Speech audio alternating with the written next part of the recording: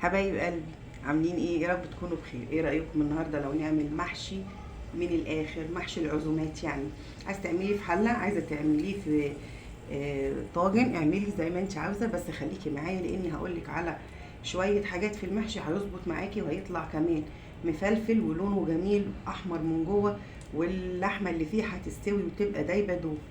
هناخد احلى طعم من المحشي ان شاء الله. مش بقولك محشي العزومات بس، يلا حطيلي لايك جميل من ايديكي الجميله، وما تنسوهوش زي عوايدك.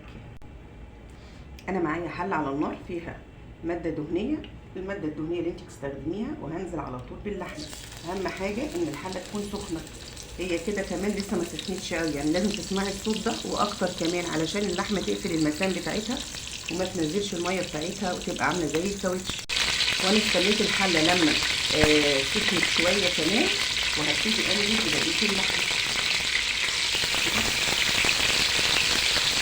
طبعا اللحمه ما تتغسلش، ولو غسلتيها ولقيتي فيها وسيله او حاجه يعني طالعه مطرح التقطيع من القرمه اللي بيقطعوا عليها، وانت واقفه كده على سرسوب ميه رفيع خالص او ضعيف خالص، تبتدي تسيبيها وانت واقفه.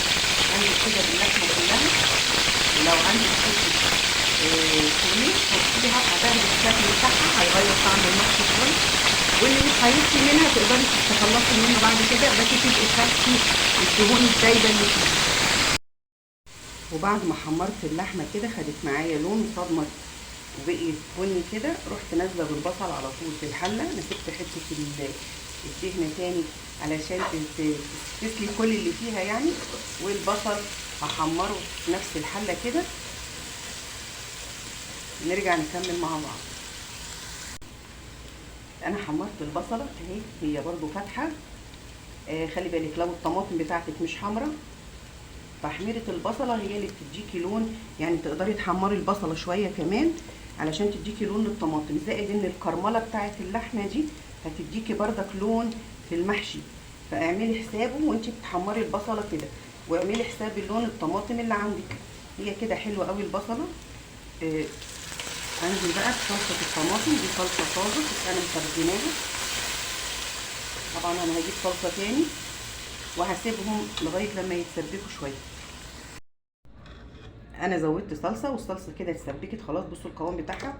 في حاجه عايزه اقولها، لو ما بتعرفيش تظبطي معيار المحشي علشان يطلع معاكي مفلفل، يبقى نشفي الطماطم كده زي ما انا منشفاها، بس انا بحبها متسبكه كده.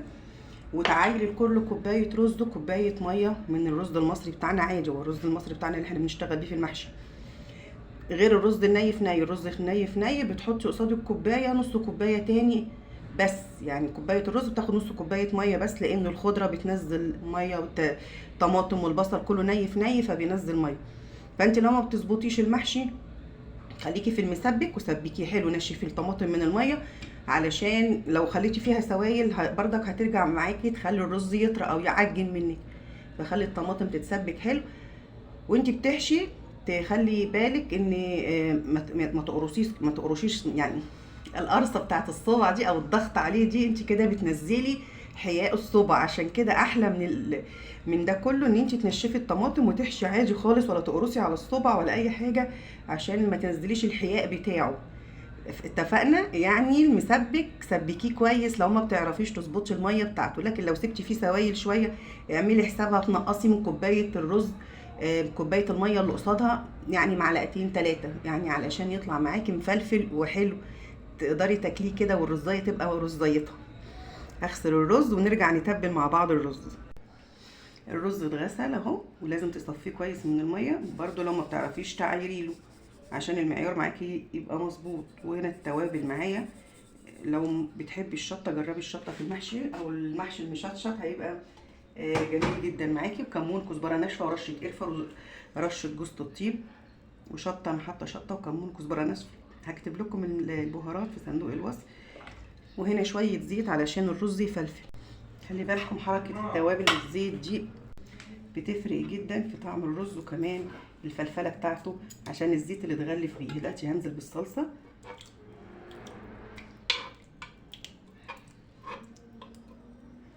الخضره انا ما بحطهاش على الصلصه، انا بحطها على الرز على طول عشان تفضل كده ريحتها فيها وتفضل كده حلوه يعني خضره كده، مش تتبل كده وتزرق كده مع كتر غليان الرز وغليانها في الصلصه. هوريها لكم دلوقتي. خضره المحشي قطعيها صغير علشان تبقى حلوه اهو، يعني قطعيها حتت صغيره كده. لو حاجه هربت منك كده كبيره ارجعي قطعيها تاني، وقلبي بقى كله في بعضه وظبطي الملح بتاعه.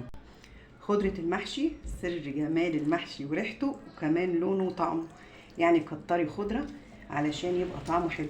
ادي المحشي كده انا حطيت صلصة تاني، ظبطت اللون ظبطت الملح وحطيت كل الخضرة اللي عندي وبس.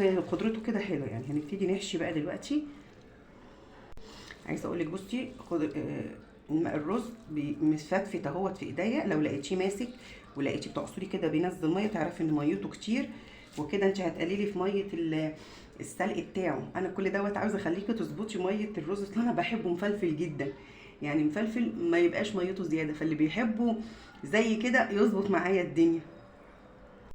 انا هعمل النهارده كرنب مفرزيناه في الفريزر اهو. بصوا لا لونه غير ولا اي حاجه، زي الفل اهو.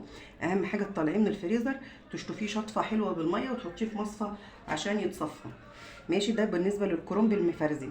وقطعي الورقه كبيره كده عشان تحسي بطعم الكرنب، ما تبقيش بتاكلي رز بس. احنا مش بنعمل المحشي كل يوم.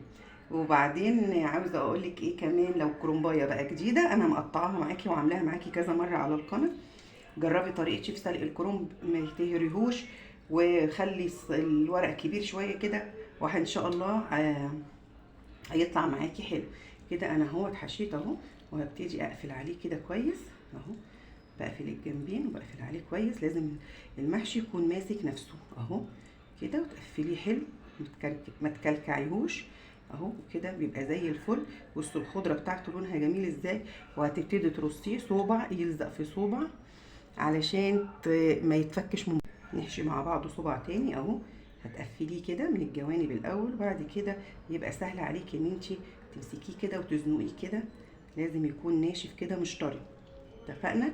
انا ما رصيتش اللحمه تحت علشان خاطر اللحمه نحطها على الوش تقل على المحشي عشان ما يفكش. لو انت عايزه ترصيها تحت براحتك، بس انا بحب ارص الحله كده، احط لها الورق بتاع الكرنب وكمان الراس بتاعت الكرنبايه. ممكن تقطعيها كده حلقات صغيره وتحطيها في الميه السخنه في الاخر لما بتخلصي الكرنب، وبتستخدميها كده فرشه في الحله او في اي حاجه انت عايزه تعملي فيها. وانا هحط اللحمه على الوش، هي كده كده احمرت وخدت معايا لون، ولما ازود الشوربه هي بردك هتفضل واخده لونها وهتشرب من شوربه المحشي ويبقى طعمها زي السكر. هكمل انا المحشي مع نفسي ونرجع بعد كده نسويه. انا رفعت المحشي على النار اهو. بعد ما خلصت المحشي دلوقتي هرص عليه اللحمه. هرص عليه اللحمه كده على الوش، هتبقى تقل على المحشي ومش هتخليه يفك. هنزل بالشوربه على المحشي ده، حاجه تفتح النفس وهي لسه ما استوتش.